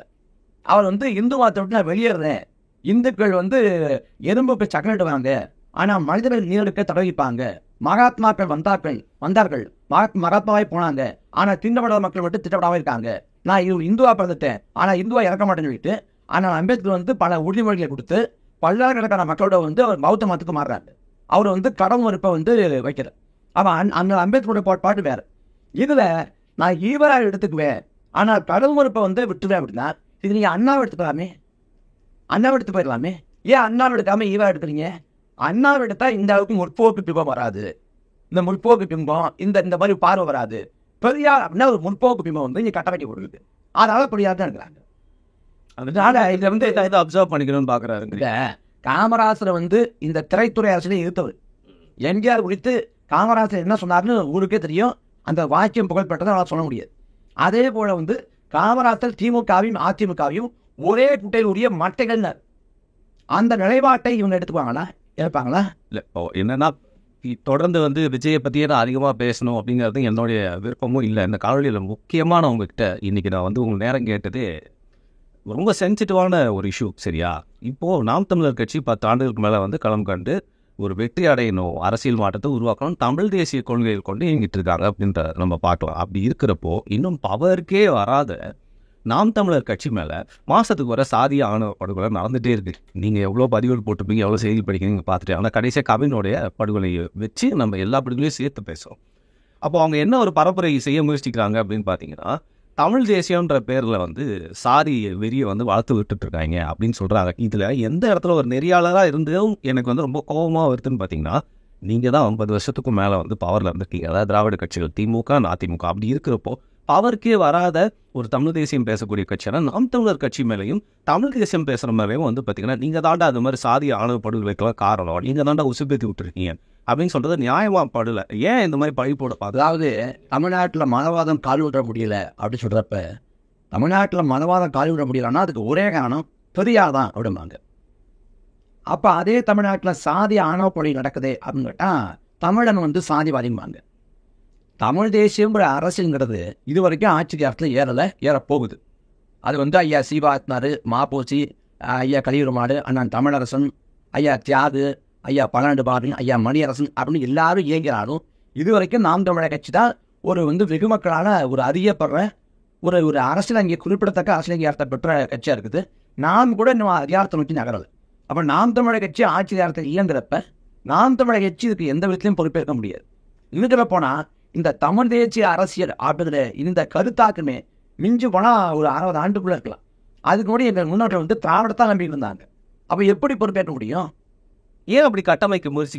ஏன்னா அவங்க தப்பிக்கிறதுக்கு இதில் வந்து 50 ஆண்டு 60 ஆண்டு திராவிட ஆட்சிகள், அதில் வந்து 2000 ஆண்டுகால நோய், அதை நீக்க முடியாது அப்படிம்பாங்க. நான் ஏற்கிறேன், 2000 ஆண்டுகால நோய்ங்கிற ஏற்கிறேன். ஏதாவது சாதி ஒழிப்புங்கிறது ஒரு நாளில் சாத்தியப்படுறதில்லை, ஒரு தலைமுறை மாற்றம் தான். நான் சாதியை மறுக்கிறேன், சாதியை முழுமையாக மறுக்கிறேன். மறுத்துட்டு சாதினா என்னன்னே தெரியாத அது குறித்தான அது எந்தவித மயக்கமோ எந்தவித அதில் வந்து பற்றோ இல்லாத ஒரு தலைமுறையை உருவாகி வர்றப்ப முழுவதுமாக சாதி செத்துடும். அப்போ அதை நோக்கி பயணம், பாய்ச்சல், அது கல்வி, வேலைவாய்ப்பு, ஊடகம், விழிப்புணர்வு எல்லாத்தையும் வந்து மாற்றத்தை ஏற்படுத்தணும். அப்போ இதில் வந்து சாதி ஒழிப்பை நோக்கி தான் நாம் தமிழர் கட்சி போகுது. இப்போ திராவிட இயக்கங்களை பொறுத்த வரைக்கும் இன்னைக்கு திராவிட இயக்கங்கள் வந்து திமுகவை தான் முழுவதாக நம்புது. திராவிடத்தோட கடைசி நம்பிக்கை திமுகங்கிறாங்க. நீங்கள் 2000 ஆண்டுகள் நோயை போகணும்னா சமகாலத்தில் உங்கள் ஆட்சி காலத்தில் நடக்கிற இந்த சாதி ஆணவ கொலைக்கு அதிகபட்சமான எதிர்வினை ஆற்றிருக்கீங்களா?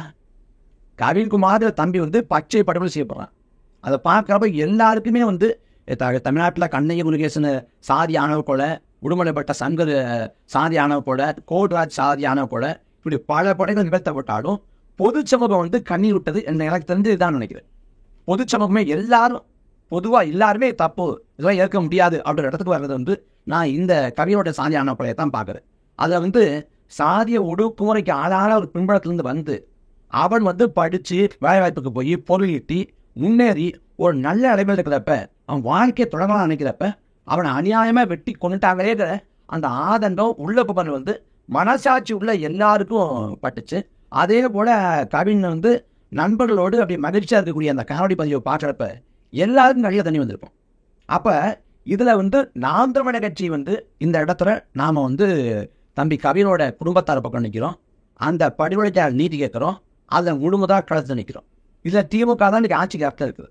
தம்பி கவின் படுகொலை செய்யப்பட்ட பிறகு ஐயா ஸ்டாலின் வந்து இது கண்டனத்துக்குரியது அப்படின்னு ஒரு வார்த்தை வந்துச்சா? ஒரு 6 நாளுக்கு அப்புறம் தான் கடைசி எப்போ போகிறாருன்னா தூத்துக்குடிக்கு ஒரு திட்டத்தை பண்ணி விட்டு போகிறார்.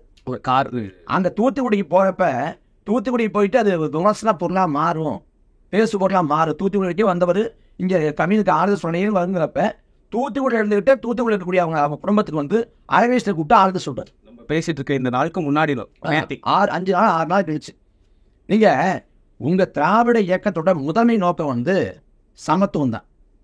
அதுக்காக தான் நீங்கள் கடல் மறுப்பில் பேசுகிறீங்க, அதுக்காக தான் இடஒதுக்கீடு கேட்குறீங்க. எல்லாமே அல்டிமேட் கோடுங்கிறது சமத்துவம் தான். அந்த சமத்துவத்துக்கு தானது சாதி, அந்த சாதியின் பேரில் சாதி ஆணவ கொலை அப்படி நடக்கிறப்ப உச்சபட்சமான கண்டனத்தையும் எதிர்வனையும் திமுக ஆற்றிக்கணும். ஆனால் அந்த பாதிக்கப்பட்ட குடும்பத்தார் வந்து 4 நாட்களுக்கு மேலாக நான் உடலை வாங்க மாட்டேன்னு போராட வேண்டிய நிலைமையாக வந்துச்சு. ஏன் போராட விட்டீங்க? நீங்கள் முதலாளே போய் யார் வந்து கொலையாடி அவன் வந்து சரணடைஞ்சிட்டான். அவரோட அப்பா அம்மா வழக்கு போடப்பட்டிருக்காங்க. மேலே வழக்கு போட்டால் கைது பண்ணி சிறைப்படுத்த தானே. சிறைப்படுத்தி முதல் நாளே நீங்கள் போய் ஆறுதல் சொல்லுங்க, கூட நீங்கள் அடக்கம் பண்ணுங்க, இந்த அரசோட நிற்கும், உங்களுக்கான நீதியை பெற்றுத்தரும் அப்படின்னு நம்பிக்கை கொடுங்க.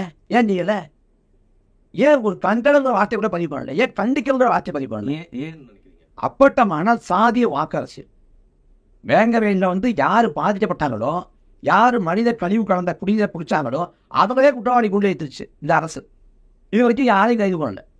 அந்த வழக்கே வந்து சாதிய வன்கொடை பொருந்தாது அப்படின்னு நீக்கிட்டாங்க. அதில் வேங்கவேலுக்கு ஐயா ஸ்டாலின் கூட பஞ்சாபில் வந்து பன்வாரிலால் புரோஹித்தோட இல்ல திருமணத்தில் வந்து ஐயா உதயநிதி கலந்துக்கிறாங்க. இங்கே கேரளாவில் வைக்கம் நிகழ்ச்சியில் வந்து ஐயா ஸ்டாலின் கலந்துக்கிறாங்க. போன ஆண்டுக்கு முதல் ஆண்டு வந்து IPL போட்டியை தொடர்ச்சியாக 2 நாள் 3 நாள் போய் ஐயா ஸ்டாலின் பார்க்குறாங்க. வேங்கவேலுக்கே போக முடியல. அவங்க சொல்கிறாங்க, ஒவ்வொரு முறை சாப்பிட்டுட்டு தண்ணியை குடிக்கிற பயிரெல்லாம் அந்த மழம் கலந்த தண்ணியை குடிச்சு தான் ஞாபகத்துக்கு வருது. ஏன்னா சாப்பிட முடியல, தொண்டைக்குள்ள சோறு இறங்க மாட்டேங்குது. எந்த ஊருக்கு போனாலும் எந்த ஊரில் அவங்க கேட்குறப்ப வேங்கவேல்னு சொல்கிறப்ப இந்த மழம் கலந்த தண்ணியை குடிச்ச உரம் கேட்குறாங்க. பொண்ணு கொடுக்கறதுல எடுக்கிறதுல எல்லாத்துலேயும் பிரச்சனையாக இருக்குது. நாங்கள் வந்து தாழ்ந்து போயிருக்கோம், ரொம்ப ஒடுக்கப்பட்டு போயிருக்கோம். எங்களை வந்து மேலும் தாழ்ந்த விதமாக தள்ள மாதிரி இருக்குது. எங்களுக்கு இதுக்கு பேசாத விஷத்தை கொடுத்துக்கலாமே அப்படின்னு ஆதங்கம் போடுறாங்க. அப்போ இந்த அரசு என்ன இருக்கணும்? ஐயா ஸ்டாலின் அந்த இடத்துக்கு போய் அந்த பாதிக்கப்பட்ட மக்கள் வீட்டில் தரையில் உட்காந்து அவங்க வீட்டில் ஒரு குடம் தண்ணி எடுத்து குடிச்சு, இந்த அரசும் நானும் உங்களோடு இருக்கோம், கவலைப்படாதீங்க, குற்றவாளிகள் வந்து தண்டிக்கப்படுவாங்க அப்படின்னு ஆறுதலையும் நம்பிக்கையும் தேர்தலையும் கொடுத்திருந்தா போட்டப்பட்டு சமூகம் இருந்திருக்கும், நம்பிக்கை வந்திருக்கும். அந்த தொட்டியை இடித்து தகர்த்துட்டு அந்த ஒரு சாதியத்தோட கோர அடையாளமாக இருக்கக்கூடிய இந்த திருண்டாமச்சுவர் போல சாதியத்தை அழகாக இருக்கக்கூடிய தொட்டியை இடித்து தகர்த்துட்டு ஒரு பொதுவான தொட்டியை அமைச்சு கொடுத்து நீ சமூக தொட்டின்னு கூட பேர் வச்சுக்க, தொடர்ந்து விட்டுனா சமூக இருக்கும். இல்லையே, பெரியார் வந்து கோயிலில் நுழைவு பாட்டு நடத்தாரு, 100 ஆண்டுக்கு முடியும் பேசுறீங்க. உங்க ஆட்சி கூட மேல்பாதி திரௌபதி கோயிலுக்குள்ள போக முடியலையே. அப்ப ஒடுக்கப்பட்ட ஆதி தொல்குடி மக்கள் போக முடியலன்னா சட்டத்தில் ஆட்சியை நிறுத்த வேண்டியது அரசின் கடமை. யார் ஒரு அரசியல்வாதியை பணிச்சு விடாம தடுத்த வச்சுங்களேன், உடனே என்ன விடுவாங்க, அவர் பணிச்சு விடாமல் தடுக்கிறாரு, இப்போ பண்ண வேண்டான்னு வேலையை ஒத்துழைக்க மாட்டாங்க. அரசியல்வாதியை பணிச்சு விடாமல் தடுத்தல் ஆகிய பிரிவில் வழக்கப்படுவாங்க. அப்ப கோயிலுக்குள்ள ஒடுக்கப்பட்ட ஆதி தொல்குடி மக்கள் போக முடியாதுன்னு ஒரு தடுக்கிறான்னா அதுக்கு வந்து வழக்கு போட்டு சிறைப்படுத்து. அதை செய்யாம கோயிலுக்கு பூட்டு போட்ட உன் அதிகாரம், உன் ஆட்சி, வட்டாட்சியர், கோட்டாட்சியர், மாவட்ட ஆட்சியர், அதிகாரிகள், காவல்துறை படை எல்லாம் உங்ககிட்ட இருக்குது. ஒரு நோட்டி போடுறதை சாத்தியப்படுத்தலாமே. ஒடுக்கப்பட்ட ஆதி தொல்குடி மக்களை வந்து மேல்பாதி கோயிலுக்கு அழைச்சி போகலாமே, அழைச்சி போகலாமே. ஏன் அழைச்சி போகல? ஏன்னா அழைச்சி போகலாம், அங்கேயும் சாதிய வாக்கு அரசியல் பாதிக்கப்படும். ஸோ இதெல்லாம் வந்து மறைக்கிறதுக்காக அப்படியே தமிழ் தேசியவாதிகள் மேலேயும் தமிழ் தேசிய கட்சிகள் மேலே தமிழ் தேசியம் என்பதே சாதி ஒழிப்பு தான். தமிழ் தேசியம் என்பது சாதி ஒழிப்பு. தமிழர் என்று பேசுவது சாதி மாற்றுறதான ஒரு ஓர்மை உணர்வு தான். இப்போ சாதி ஒழிப்பு தான் தமிழ் தேசியம் அப்படிங்கிறீங்க. அப்படி இருக்கிறப்போ வந்து எனக்கு அதுலேயும் நிறைய முரண்கள் வந்து தென்படுது. இன்னைக்கு ஒரு வீடியோ பார்த்துருப்பீங்க, அந்த ஸ்கார்பியோ பிடிச்சி வந்து பண்ணிகிட்டே வராங்க. யாருன்னு பார்த்தீங்கன்னா தீரன் சின்னமலைக்கு வந்து மரியாதை செலுத்த வந்து போயிட்டு இருக்காங்க. இப்படி எல்லா சாதிக்குமே நான் வந்து சொல்ல முடியும். அப்படி இருக்கப்போ இன்னொரு பக்கம் வந்து பார்த்தீங்கன்னா நாம் தமிழர் கட்சியோட சீமான் அவர்கள் வந்து ஒவ்வொரு சாதின்றது மட்டும் இல்லாமல் பொது தலைவர்களாக பார்க்கப்படுறவங்களை போயிட்டு மரியாதை செலுத்துறாரு, அவங்க பிறந்த நாளில் மாலை போடுறாரு, அவங்கள பற்றி பேசுறாரு, அவங்களோட வரலாறுலாம் வந்து எடுத்து சொல்றாரு. அப்படி இருக்கிறப்போ வந்து சாதி ஒழிப்பு எப்படிங்கிறது தமிழ் தேசியம் அது ஒரு சின்ன முரண்பாடு இருக்கு. என்ன முரண்பாடு இல்லை? இப்போ நாம் தமிழர் கட்சியை பொறுத்த வரைக்கும் நாம் தமிழர் கட்சி நிலைப்பாடு சாதி ஒழிப்பு தான். இங்கே தமிழ் தேசியம் அப்படின்னா அதுக்கு அடிப்படை வந்து தமிழர் அப்படிங்கிற கருத்தாக்கங்கள் வந்து விடுபடுறோம். தமிழர் இருக்கணும். இப்போ ஈழத்தில் வந்து 2 லட்சம் மக்கள் கொலை செய்யப்பட்டாங்க.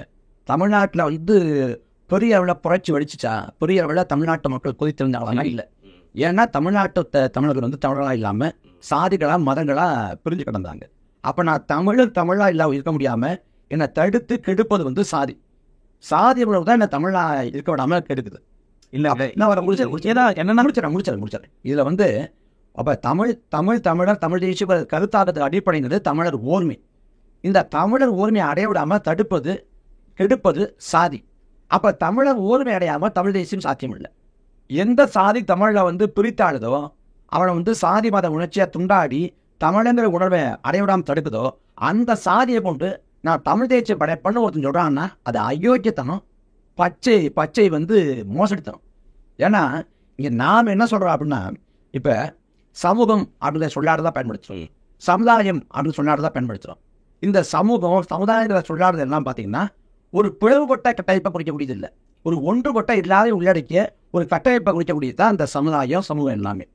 ஆனால் சாதிங்கிறது ஒரு பிளவுபட்ட கட்டமைப்பை குறிக்கக்கூடியது. இதில் வந்து இருந்த போதிலும் இன்னைக்கு வந்து சாதிக்கு நிகரான தமிழ் சொல்லி இல்லை, சாதிய கட்டமைப்பும் தமிழோடது இல்லை, அதுக்கு நிகரான தமிழ் சொல்லி இல்லை, அது ஜாதி தான், அதை நம்ம சாதி தான் ஆக்கிட்டோம். அப்போ சாதிக்கு பதிலாக அந்த இடத்துல சமுதாயம் சமூகம் அப்படின்னு பயன்படுத்துகிறோம். இதில் நாம் வந்து வகுப்பாரி பிடித்து வரப்படக்கூடிய இடஒதுக்கீட்டில் வந்து சாதி அப்படின்னு வர்றப்ப நம்ம வந்து குடி அப்படின்னு போட்டுக்கிறோம். மற்றபடி குடி ஒற்றுமை அப்படின்னும் குடிவழி தேசியம் அப்படின்னும் ஒருபோதும் நாம் தமிழக கட்சி சொல்லவில்லை. குடி ஒற்றுமை இந்த வார்த்தையில் என்ன தப்பு இருக்கு? எப்படி ஒற்றுமையாக இருக்க முடியும்? சாதியை வச்சுக்கிட்டே ஒற்றுமையாக இருப்பீங்களா? நான் தான் இடைமறிக்க முயற்சி செஞ்சேன். இன்னைக்கு வந்து பார்த்தீங்கன்னா தமிழர்களுக்கான பிரதிநிதிகள் சொல்லப்படுற திமுகவை சார்ந்த பல அமைச்சர்கள் வந்து நாங்கள் தமிழ்நாட்டில் தமிழ் மக்களோட ஓட்டை பெற்று வந்து தமிழ் மக்களுக்கு ஒரு அமைச்சராக இருக்கும்னு பேசிக்கிறாங்க. ஆனால் டக்குன்னு பார்த்தா ஒரு சாதிய மாநாட்டில் போயிட்டு அவங்க வந்து கலந்துக்கிறாங்க. அது வேற. அப்போ யார் தமிழர் அப்படிங்கிறத வந்து எப்படி வந்து வரையறுப்பீங்க? அப்படிங்கிறதான் வந்து அதாவது தாய்மொழி தான் அடையாளம், மொழி தான் அடையாளம். அப்புறம் எப்படி நீங்கள் ஸ்டாலின் அவர்கள் வந்து ஒரு மாற்றுமொழி பேசக்கூடிய அவர் ஏன் தாய்மொழி தமிழ்னு ஒரு சொல்லி சொல்லிடுவார். அவர் பின்புலம் வந்து தெலுங்கு தான், அவர் பாரம்பரிய தெலுங்கு தான். ஒரு கர்நாடகத்தை வந்து ஒரு பேட்டியில் வந்து உங்களை தெலுங்குன்னு சொல்கிறாங்களே அப்படின்னு ஐயா கர்நாடகத்தை கேட்குறப்ப நக்கீரில் வந்தது தெலுங்கும் திராவிட மொழிகளில் ஒன்று தான் அப்படின்னார். இப்போ இதில் என்னன்னா, இதில் வந்து குடி தேசியம் குடி ஒற்றுமை அப்படின்னு பேசுகிறாங்கல்ல. இப்போ நாம் தமிழர் அப்படின்னும் தமிழ் தேசியம் அப்படின்னும் வந்தவங்க எல்லாரும் சாதியை விட்டுட்டு மதத்தை விட்டுட்டு தமிழர் உணர்வுல கலந்துட்டாங்க, கரைஞ்சிட்டாங்க, இந்த பக்கம் வந்துட்டாங்க. அவங்களுக்கு சாதி மத உணர்ச்சி இல்லை, வந்துட்டாங்க. நீங்கள் என்ன பண்ணுறீங்க, தமிழ்னா வந்தவன்கிட்ட போய் குடி ஒற்றுமை வேணும் அப்படிங்கிறீங்க. அவன் அதை விட்டுட்டு 9 வந்துட்டான். இப்போ நீங்கள் யார்கிட்ட போகணுன்னா, நீங்கள் சொல்கிற சோக்கால்டு குடி இருக்குல்ல, குடி ஒற்றுமை, அந்த குடி ஒற்றுமையில் நான் குடி இந்த சாதிங்கிற பெருமித உணர்வோடு அந்த வண்டியை பிடிச்சி தொங்குறான்ல, அந்த மேற்க தெற்க வடக்கன்னு இங்கே சாதியை பூசல்களும் புடம்புகளும் வருது இல்லை, அங்கே சாதிய உணர்வோடு வெறி கொண்டு நிற்கிறான்ல, அவர்கிட்ட போய் இங்கே வந்து குடி உணர்வு இருக்கட்டும், ஆனால் குடியில் ஏற்றால் கூடாது, எல்லா குடியும் ஒன்று தான் அப்படின்னு அவர்கிட்ட போய் பாருங்க. அவனுக்கும் சேர்த்து தாங்க இல்லைங்க, நீங்கள் தமிழ்லாம் ஆயிட்டாங்க, அவன்கிட்ட எந்த இது இல்லைங்க, அவனுக்கு ஒரே அடையாளம் ஒரே பெருமிதம் தமிழங்கிறத விட வந்து நிற்கிறான். ஏன் அவர்கிட்ட போய் குடி ஒற்றுமை பார்த்து இருக்குது, ஏன் இவன்கிட்ட இருக்கிற ஏற்கனவே சாதி வீட்டில் ஊழி போயிருக்காங்கல்ல பெரும்பான்மை மக்கள், அவர்கிட்ட போ, விழுப்புரம் போ, அந்த பக்கம் கோயம்புத்தூர் போ, அங்கே சாதியில் ஊழி பிடிக்கிறாங்கல்ல எல்லா ஊர்கள்லையும், அந்த ஊருக்கு போய் சாதி தான் எல்லாம் அப்படி இருக்காங்கல்ல, அவங்கள்ட்ட போய் குடியில ஏற்றத்தாழ்வு இல்லை, எல்லா குடிதான் ஒன்று, அங்கே பாட முடியுது, அங்கே இருக்கோம் எங்களுக்கா இருக்கிற. நாங்கள் வந்து இங்கே ஏற்றத்தாழ்வு விட எங்கள்கிட்ட இல்லை, நாங்கள் தமிழக பெருமித உணர்வுல அடையாளத்தை வச்சிருந்துக்கிறோம். நமக்கு வந்து ஒரே பெருமிதம் தான், ஒரே அடையாளம் தான், அது தமிழங்கிற தேசிய உணர்வு தான். இதுக்குள்ள போட்டி அப்படின்னா அந்த இருக்கதானங்க சரி. என்னது இப்போ குடிங்கிறதோ சாதிங்கிறதோ வந்து சாதி இருக்குங்க, சாதி ஒழிக்கப்படணும். பாரதாசன் சொல்றாரு, சாதி ஒழித்தல் வந்து நல்ல தமிழ் வளர்த்தல் மற்ற உதவிகள். அண்ணன் கூட பல இடங்களில் குறிப்பிட்டு பேசினாங்க. தமிழை உயிர்னு பாடின பாரதாசன் அந்த தமிழை போற்றுவதை வந்து முதலாவதாக வைக்கல, சாதியை ஒழித்ததான் முதலாவதாக வைக்கிறாரு அப்படின்னு. இந்த இடத்துல தமிழ் தேசியம் பேசிய அண்ணன் தமிழரசன், ஐயா கலியூர்மாடு, ஐயா மணியரசன், அப்புறம் வந்து சீபா ஆயிட்டாரு, மாபூசி, தியாகு, இங்கே நெடுமாறன், யார் வந்து சாதியை பேசணும்? இல்லை சாதியை ஏற்றத்தாழ்வு கூடாதுன்னு சொன்னாங்க. சாதியை வச்சுக்கிட்டு ஏற்றத்தாழ்வு ஒழிக்க முடியும்? நான் ஓப்பனாக கேட்குறேன், சாதியை ஒழிக்க முடியும்னு நினைக்கிறேன். சாதியை ஒழிச்சாகணும் அப்படின்னா இப்போ தமிழ் தேசிய அரசியல் கூட பல பேர் பயணமே படமாட்டாங்க. அதாவதுங்க முதல்ல சாதியை மறந்து கடந்து தமிழங்க ஊரமைக்குள்ளவா, நீ கடந்து மறந்து வர்றது கூட ஒரு தலைமுறை முழுமையாக கடந்து மறந்து வர்றப்ப, கல்வி வேலைவாய்ப்பட முன்னேறி மேலே எழுறப்ப சாதி தானா பட்டு விழுந்துடும். அதை நோக்கிய பயணம் பாய்ச்சல். நம்ம தலைமுறையோட சாத்தியப்படுதோ இல்லையோ அதை நோக்கி பயணிப்போம், உழப்போம்னு சொல்கிறோம். அதை விட்டு சாத்தியப்படாதுன்னு சொல்லிட்டு நீ ஏன் சாதி அதுக்கு பூச்சிக்கிற? நீ வந்து சாதியத்தோட வழியே போகத்தான் வரல. அதாவது கிராமங்களை இன்னைக்கு போய் பாருங்க, 65 வயசு ஒருத்தர் அந்த 65 வயசு உள்ள ஒருத்தரை வெறும் 18 வயசு பையன் வாடா போடான்னு போடுவான். அது யாரோட தவறு? சாதியங்கிறது நீ அதில் வந்து பிறந்து வளர்ந்து எங்கள் அப்பா வந்து ஒருத்தன் வந்து ஒரு 18 வயசு பையன் வந்து வாடா போனான்னா மகனா பார்த்தப்ப எனக்கு எவ்வளோ படிக்கும்னு கோமா ஊச்சிருந்தா துடிச்சிருந்தா சாதியத்தோட போறேன் தெரியும். நான் எந்த தவறும் இல்லை, அப்பன்னு கட்டணா இருக்கேன், உண்மையாக இருக்கேன், நேர்மையாக இருக்கேன். ஆனால் சாதியின் பேரை சொல்லி இது தாழ்த்துறப்ப எனக்கு எவ்வளோ படிக்கும். சாதி கொடுத்தாங்க உழையாது வர்றப்ப எஸ்சி அப்படின்னு சொல்லி மகன் சொல்லிக்கிறப்ப அந்த இடத்துல நிற்க முடியாமல் திணறி போய் அப்படி நிலவில்லாமல் ஒரு தளர்வாம்பாங்க. அவன் வலியும் அவன் வேதனையும் புரிஞ்சா நீ வந்து இந்த குடி ஒற்றுமைன்னு பேச மாட்டேன். இப்போ ஆனால் அந்த இன்ஃபீரியாரிட்டி காம்ப்ளெக்ஸை எடுத்துட்டு அவங்களுக்கு எல்லாத்தையும் நம்ம எல்லாருமே சமம், உன்னுடைய அடையாளம் வந்து ரொம்ப முக்கியன்றது புரிய தானே வைக்கணும். அடையாளம் என்பது தமிழங்கிறத அடையாளம். தமிழர் தான் அடையாளம். அடையாளம் ஒரே அடையாளம் தாங்க. சாதியோ மதமோ அடையாளம் இல்லை. நமக்கு பெருமிதம் ஆயுதம் இருக்கலாம். அதாவது தலைவர் பிறந்த இனம், ராஜராஜ சோழன் பிறந்த இனம், வண்டுவனை ஈன்றெடுத்த இனம், தொல்காப்பியத்தை கொண்டது இனம், உலகிற்கு நாயகத்தை கற்றுக் கொடுத்த இனம் அப்படின்னா 1000 பெருமிதங்கள் இருக்கலாம். அடையாளம் ஒன்றே ஒன்று தான், அது வந்து தமிழுங்கிறது. அந்த தமிழ்னு உணவிடாமல் தடுக்கிற கோடரி காம்பு தான் சாதி. இப்போ அந்த கேஎன் நேருவாக இருக்கட்டும், சேகர் பாபு அவர்களாகட்டும், இப்போ ரீசெண்டாக ஒரு அம்மா வேறு பார்த்தீங்கன்னா ராஜராஜ சோழலாம் வந்து தெரிஞ்சலாம் அப்படின்னு கத்திட்டு இருக்கோம். இவங்க எல்லாரையுமே நீங்கள் எப்படி பிரித்து பார்ப்பீங்க? ஒரு இனத்தாலும் எப்படி பிரித்து பார்க்க முடியும்? நான் போய் கேட்பேன். இப்போ உங்கள் வார்த்தை தான் வர்றேன். இப்போ தமிழ்ன்னு கண்டறிவுக்கு தான் உங்களுக்கு சாதி தேவைப்படுதுன்னு வச்சுக்கோங்க. கண்டறிஞ்ச பிறகு நீங்கள் பேர் படி தமிழ்னு போட்டுக்கிறேன், ஏன் சாதியை போடுறீங்க?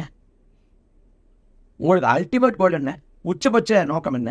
தமிழன்னு கண்டறிகிறது தான். அப்போ கண்டறிஞ்ச பிறகு கண்டறிஞ்சு தமிழ் தெரிஞ்சு போச்சு, பேருக்கு படி இந்த தமிழன்னு போட்டுக்க, ஏன் சாதியை போடுற? பேருக்கு படி பின்னோட்டா சாதியை போடாதுன்னு சொல்லு. நீ குடி வழியே தமிழ் தேசியம்னா குடி வழியே போய் தமிழன்னு கண்டறிஞ்சு தமிழ்னு போட்டுக்க, ஏன் பேருக்கு படி சாதியை போடுற? ஏன்னா அது ஒரு பெருமிதம். அதில் வந்து உனக்கு ஒரு மயக்கம் இருக்குது. அந்த மயக்கத்தை நான் ஆதரிக்கல. இல்லை, நான் என்ன சொல்கிறேன், அவங்க வந்து அடிப்படையில் சாதிவாதிகள் தான். அந்த சாதிவாதத்தை மறைக்க தான் இந்த வேஷம் போடுறாங்க. அவ்வளோ விஷயம், போட்டு குழப்பிக்க தேவையில்லை.